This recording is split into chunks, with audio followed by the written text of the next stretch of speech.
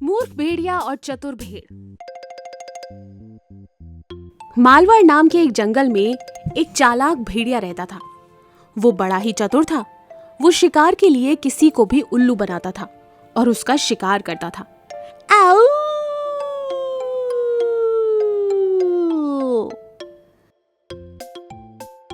ऐसे ही एक दिन वो खाने की तलाश करते करते एक पेड़ के नीचे पहुंचा। भेड़िया देखता है कि उस पेड़ पर एक कौवा बैठा है जिसके मुंह में मांस का टुकड़ा था। मांस का टुकड़ा देखकर भेड़िए के मुंह में पानी आता है। वो इस कौवे को मूर्ख बनाने की कोशिश करता है। अरे ओ कौवे महाराज, क्या बात है, आज पार्टी कर रहे हो क्या? वो भी अकेले अकेले? अरे मुझे भी तो बुलाओ, मिलकर पार्टी करेंगे। लेकिन कौवा कुछ नहीं बोलता, वो चुप ही रहता है। ये देखकर भेड़िया फिर से कहता है, अरे ओ कौवे, मैंने सुना है कि तुम बड़ा ही सुरीला गाते हो। जरा एक बार मुझे गा कर तो बताओ, मेरी बड़ी इच्छा है तुम्हारे मुंह से गाना सुनने की। लेकिन कौवा फिर भी चुप रहता है और कुछ नहीं बोलता। भेड़िया दिमाग लगाता है और फिर से कहता है, अरे ये कौवा तो गूंगा और बेचारा लगता है। मैं भी कहाँ इतना पागल हूँ, एक गूंगे कौवे को गाना गाने के लिए कह रहा हूँ। ये सुनकर कौवा अपना मुंह खोलता है और काय काय करने लगता है और उस चक्कर में मुंह खोलते ही उसके मुंह से वो मांस का टुकड़ा नीचे गिर जाता है। भेड़िया कहता है, देखा मेरा दिमाग, कैसे तुम्हें उल्लू बनाया और तुम्हारे मुंह से तुम्हारा ही खाना निकाल लिया, बेवकूफ कहीं के। अब बैठो और गाना गाओ। अरे नालायक, जैसे तुमने मुझे बेवकूफ बनाया है, देखना तुम्हें भी एक दिन कोई बेवकूफ बनाएगा और तुम भूखे तड़प तड़प कर मरोगे। भेड़िया वहां से चला जाता है। बारिश का मौसम शुरू होता है और भेड़िए को शिकार नहीं मिलता, जिस चक्कर में वो बहुत कमजोर हो जाता है और शिकार ढूंढते ढूंढते वो जंगल से थोड़ा बाहर निकल जाता है। तभी उसे एक भेड़ों का झुंड दिखता है। वो सारे झुंड में ही घास खा रहे थे और उसके कुछ सदस्य बाकी झुंड की निगरानी कर रहे थे। लेकिन वो चालाक भेड़िया गुट पर नजर रखे हुए था और इस फिराक में रहता कि कोई भी भेड़ उसे अकेले मिले और वो अचानक उसका शिकार कर ले।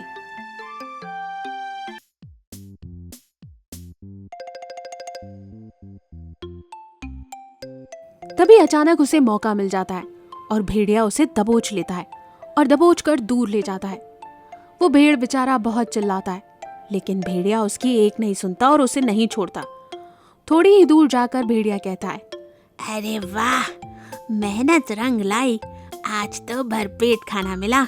इतने दिन से जिस तरह मैं कमजोर हो रहा था, आज उसकी सारी कसर पूरी कर लूंगा। भेड़िए की ये बातें सुनकर भेड़ समझ जाता है कि भेड़िया आज किसी हाल में उसे छोड़ेगा नहीं। लेकिन वो भेड़ भी कुछ कम नहीं था।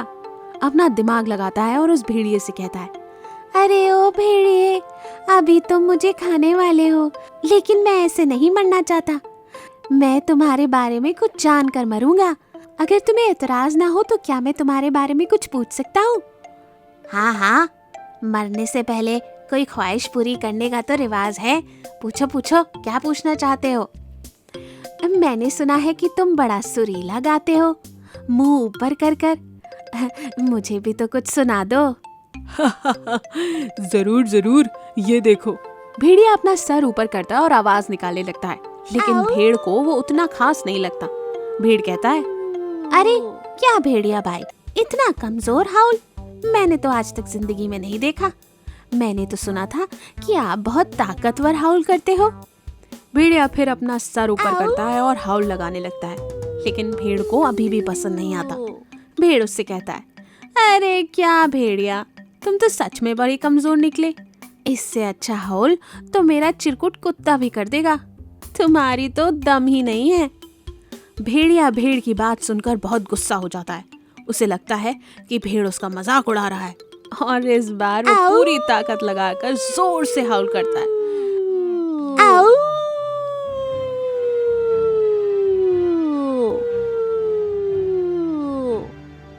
भेड़ का गुट उस हाउल को सुन लेता है और तेजी से उसकी तरफ भागने लगता है और सारे भेड़ आकर भेड़िए पर ढाबा बोल देते हैं। बेचारा भेड़िया डर के मारे वहां से भाग निकलता है और भूखा ही रह जाता है।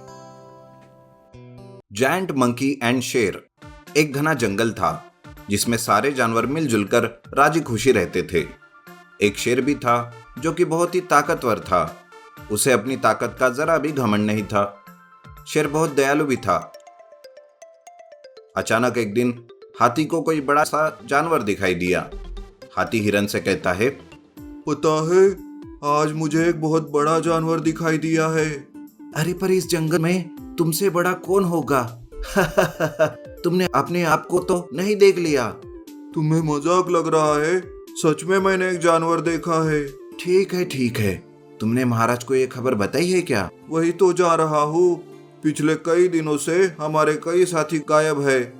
हम सोचते रहे कि महाराज का काम है, पर इतने ज्यादा साथियों का गायब होना तो कोई राज की बात ही होगी। दरअसल दूसरे किसी जंगल से एक विशाल सा बंदर इस जंगल में घुसा हुआ है जो बहुत ही क्रूर था। विशाल बंदर कहता है,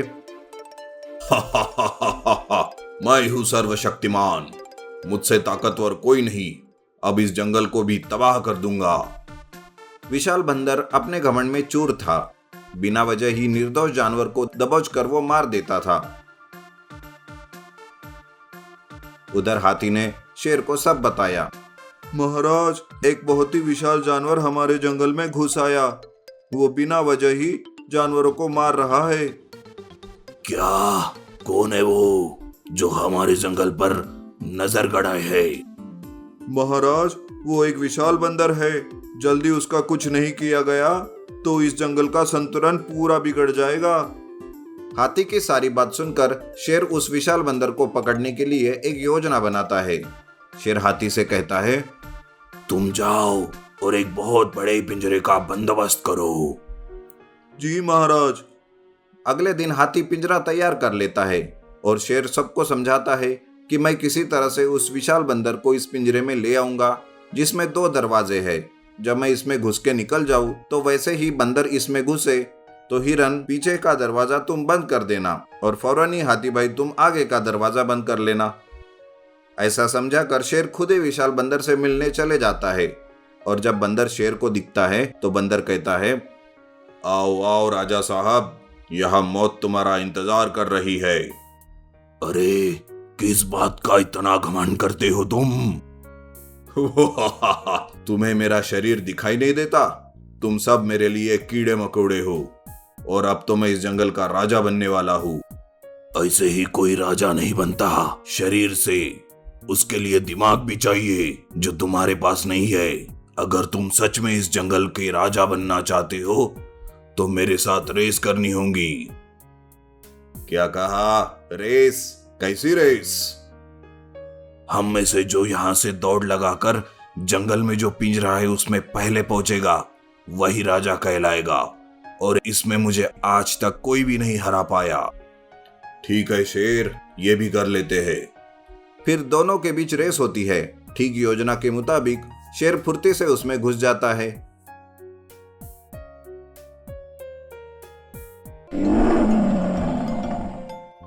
और दूसरे दरवाजे से बाहर आ जाता है और उसके तुरंत बाद ही बंदर उसमें घुसता है।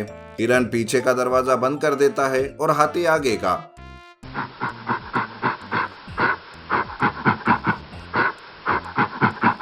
शेर बंदर से कहता है, कहो सर्वशक्तिमान, अब तुम्हारे साथ क्या किया जाए? महाराज, इसे खाई में फिकवा दो। नहीं महाराज, मुझे माफ कर दो, जाने दो मुझे। तुमने हमारे बहुत से निर्दोष जानवरों की हत्या की है, तुम्हें हम नहीं जाने देंगे। मुझे माफ कर दो, मुझसे बहुत बड़ी गलती हो गई। अब ऐसा कभी नहीं होगा। मैं अपने शरीर की शक्ति से चूर हो गया था। चाहता तो इस शरीर का सदुपयोग कर सकता था। कृपा करो और मुझे माफ कर दो।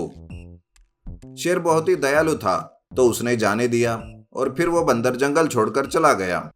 इस कहानी से यह पता चलता है कि बिना दिमाग के अपनी ताकत किसी काम नहीं होती और चीजों का सदुपयोग करे, दुरुपयोग नहीं। Underground monkey trap. शाहपुर नाम के गांव में बनवारी लाल नाम का एक अमीर सेठ रहता था। वो बहुत अमीर था और उसे अपने रुपए पैसे चोरी होने का हमेशा डर रहता था। इसलिए वो अपना सारा पैसा और सोना एक अंडरग्राउंड कमरे में अलमारी में छुपा कर रखता था और अपने खजाने की रक्षा करने के लिए वो एक बंदर अंडरग्राउंड रूम में रखता था। गांव में बिरजू नाम का एक चोर रहता है और वो हमेशा से ही बनवारी लाल के खजाने की चोरी करने के लिए कोशिश करता है। एक दिन वो चोर चोरी करने के लिए बनवारी लाल के अंडरग्राउंड खजाने में जाता है।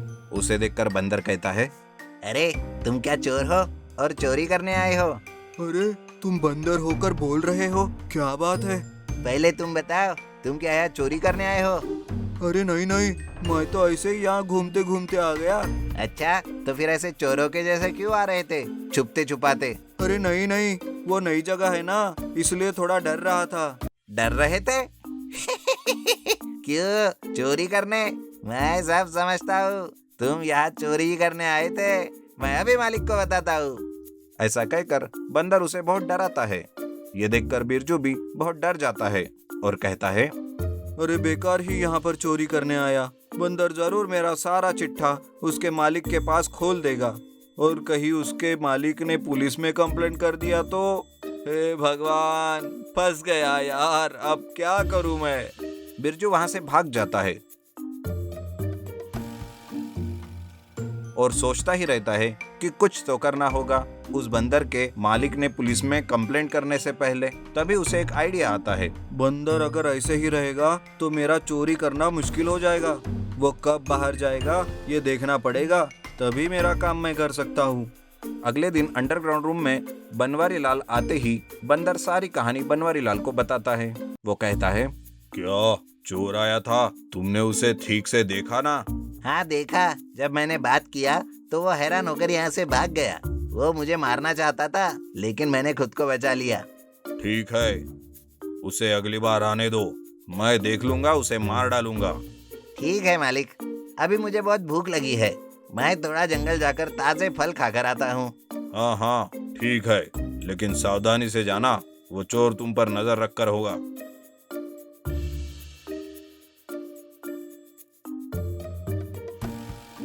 ऐसा कहकर बंदर बाहर निकलते ही बिरजू उसे देख लेता है।